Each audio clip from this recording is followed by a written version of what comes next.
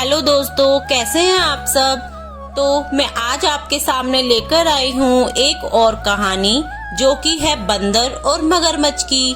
तो चलिए कहानी की शुरुआत करते हैं। एक नदी के किनारे एक जामुन का पेड़ था।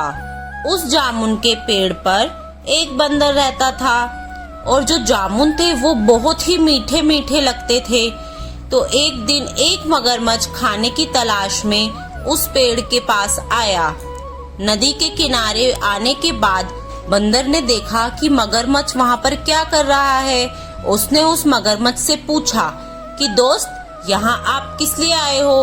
अब मगरमच्छ ने उसे अपने आने की वजह बताई कि मैं खाने की तलाश में आया हूँ।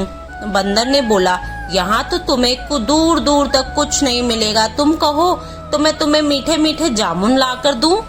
अब मगरमच्छ सोचा कि इससे अच्छा तो भूखे रहने से मैं कुछ फल ही खा लूं। उसने कहा कि ठीक है भाई, मुझे कुछ जामुन दे दो। जैसे ही मगरमच्छ ने वो जामुन खाए उसे बहुत मीठे लगे। फिर रोज ये सिलसिला ऐसे ही चलता रहा और बंदर और मगरमच्छ में गहरी मित्रता हो गई। एक दिन मगरमच्छ कुछ जामुन अपने घर ले जाता है, अपनी बीवी को जाकर खिलाता है। उसकी बीवी उन जामुन को खाकर बहुत हैरान हो जाती है और सोचती है, इतने मीठे जामुन भला कहाँ से लाए हैं आप।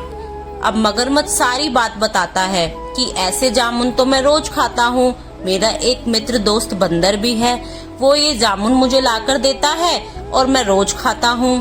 फिर पत्नी मगरमच्छ उससे पूछती है कि क्या तुम्हारा दोस्त भी ये जामुन खाता है। मगरमच्छ बोलता है, हाँ बिल्कुल, वो रोज ही जामुन ही खाता है। अब मगरमच्छ की जो बीवी होती है वो अपने दिमाग से सोचती है कि जो रोज ऐसे जामुन खाता होगा तो भला उसका कलेजा कितना मीठा होता होगा। अब उसकी बीवी एक जिद करती है अपने मगरमच्छ पति से कि मुझे उस बंदर का दिल खाना है, मुझे उस बंदर का दिल ला कर दो। अब मगरमच्छ गहरी सोच में पड़ जाता है कि भला मैं अपने दोस्त का दिल इसको कैसे ला कर दूं। फिर पत्नी उसको एक सुझाव बताती है कि अपने दोस्त को बहला फुसलाकर इस घर में लेकर आओ, कहना कि मैं दावत पे बुला रही हूँ। अब मगरमच्छ भी उसकी जिद के कारण विवश हो जाता है और चला जाता है अपने दोस्त के पास। जैसे ही वो दोस्त के पास नदी के किनारे पहुँचता है, अब बंदर उससे पूछता है कि क्या हुआ ये दोस्त, भाभी को जामुन कैसे लगे। उसने बताया कि तुम्हारी भाभी बहुत खुश हो गई और वे तुम्हें खाने पे बुला रही है। फिर वो कहता है कि अच्छा, फिर लेकिन मैं तुम्हारे घर जाऊंगा कैसे, मुझे तो तैरना नहीं आता। मगरमच्छ हंसने लगता है, हा हा हा, ये कौन सी बड़ी बात है, तुम मेरी पीठ पर बैठ जाओ, मैं तुम्हें नदी पार करवा दूंगा। अब बंदर भी ये सोचता है कि बात तो सही है, चलो मैं चलता हूँ। जैसे ही वो तैरते तैरते बीचों बीच नदी के जाते हैं। अब मगरमच्छ सोचता है कि क्यों ना मैं इसको सच बता दूं, अब तो ये कहीं जाएगा भी नहीं मेरी कमर पे से कूद के। तो बताता है, दोस्त मुझे तुम्हें एक बात बतानी है। वो बोलता है, हाँ हाँ बोलो। अब बंदर उसकी बात सुनता है।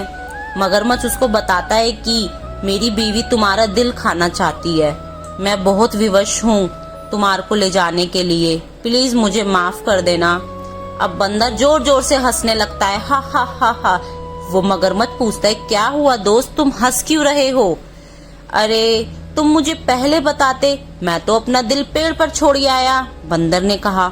अब मगरमच्छ सोचता है कि ऐसा कैसे कर दिया तुमने। कहता है, हाँ जब भी मैं पानी में उतरता हूँ अपना दिल पेड़ पे रख देता हूँ।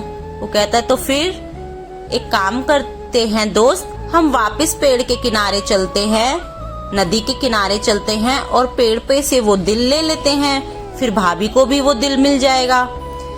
मगरमच्छ सोचता है बात तो सही है, चलो ठीक है, मैं तुम्हें नदी के किनारे फिर से लेके चलता हूँ। अब जैसे ही वो नदी के किनारे मगरमच्छ पहुँचता है, बंदर एक ऊंची छलांग मार के वापस पेड़ पे पहुँच जाता है और गुस्से से मगरमच्छ को कहता है कि तुम बहुत गंदे दोस्त हो, तुम्हारे ऊपर विश्वास करके मैंने सबसे बड़ी गलती कर दी है और तुम इतने मूर्ख हो, तुम्हें इतना भी नहीं पता कि बिना दिल के कोई कैसे जिंदा रह सकता है। जा आज से तेरी मेरी दोस्ती समाप्त। तो मेरे दोस्तों, इससे आपको क्या सीख मिलती है कहानी से?